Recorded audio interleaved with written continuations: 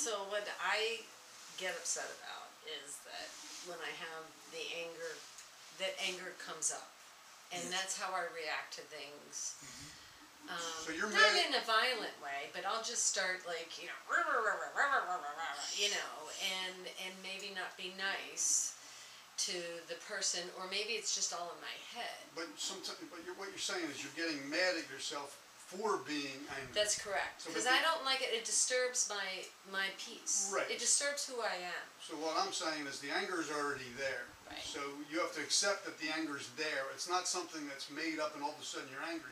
The anger's there. It was triggered by something. Right. So it already exists. So it's good that it's been brought up. So we welcome those opportunities for the anger to come up so you can see what's making you angry exactly. So you pinpoint that situation and say, okay, somebody called me ugly, but I think I'm beautiful. So where I had an expectation there, so I'm pinpointing that exact thing and say, okay, they think I'm ugly, that's cool, but I think I'm, so you could sever it right then and there. Otherwise, the anger will just go back down and then will keep coming up. So you have to pinpoint each and every moment of anger, in my opinion. Yes, what Randy is saying is use experience for learning a lesson. So in this chart, stay in the focus as consciousness, observing everything, observe the anger, how it comes, what it does. Because when you get caught into anger, you don't know. Means you lost your consciousness. So you separate your consciousness that watches how the anger comes up and what happens. As soon as you watch, it will subside because any reaction takes place when we are unconscious. We don't know we are doing it, we do it. Other point is, we exist as body, senses, mind, intellect, emotion.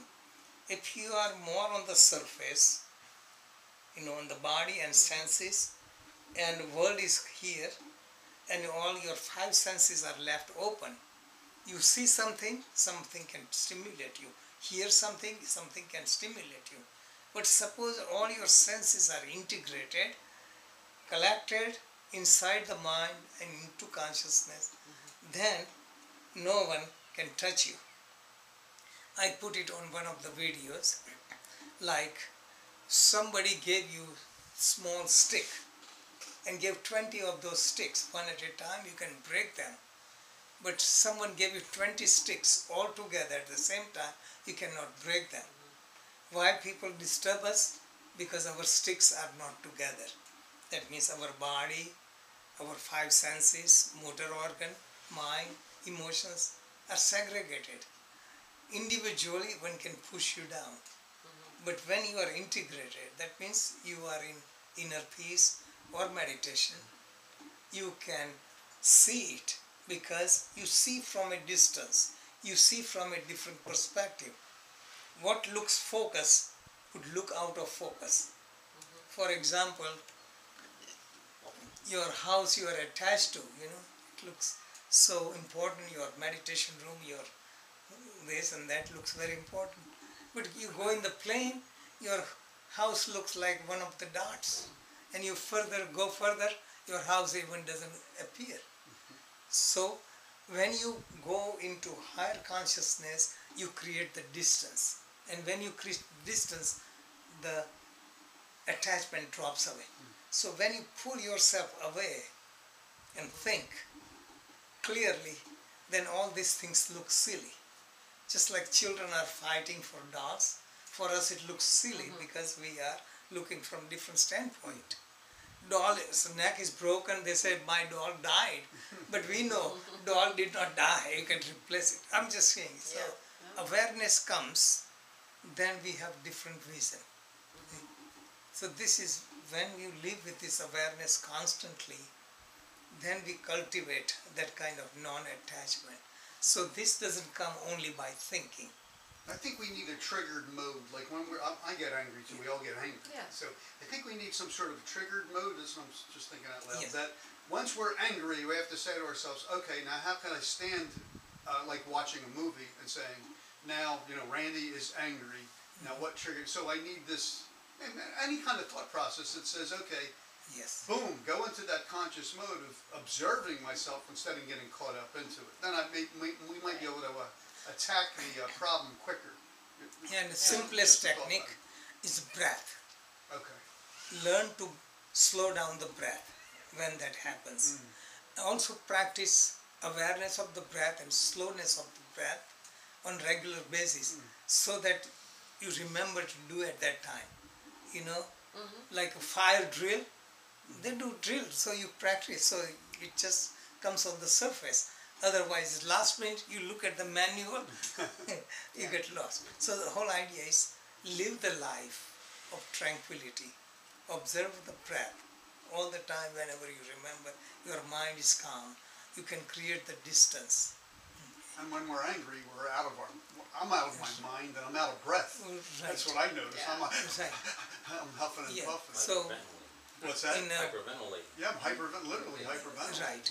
So That's in what I- Bhagavad Gita say, Dhyayato visayan punsa sangaste supajayate sangat sanjayate kamo kamat krodho vijayate krodhat bhavati sammoha sammohat smruti vibraha smruti branshat buddhinasho buddhinashat pranashyati. Understood?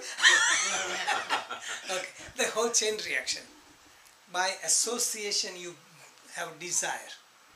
Unfulfilled gets anger.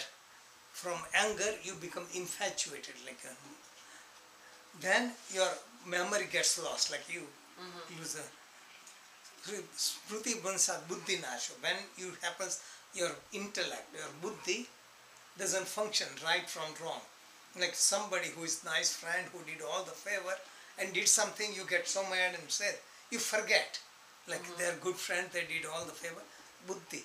So when intellect is not functioning properly, buddhi nashat pranasya, that destroys the person.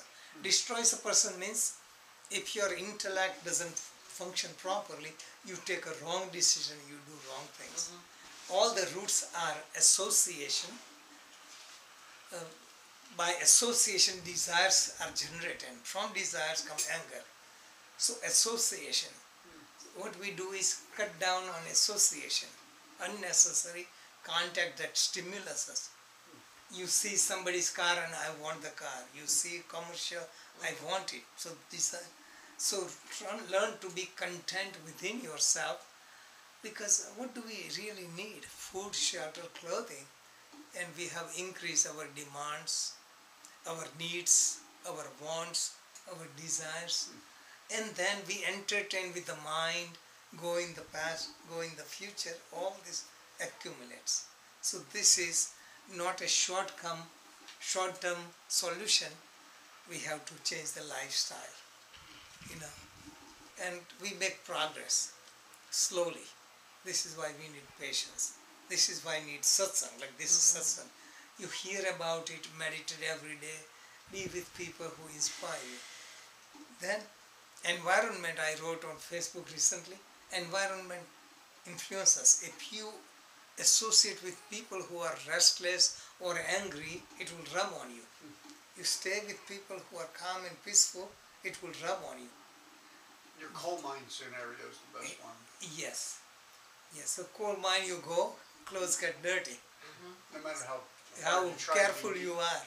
See? you get So so try to avoid unnecessary contacts in the world because it contaminates us. So remain content within, simplify life. So these are all things. So there is not one thing. You start one good thing and chain reaction of good things happen. You start one bad thing and chain reaction of negative things start.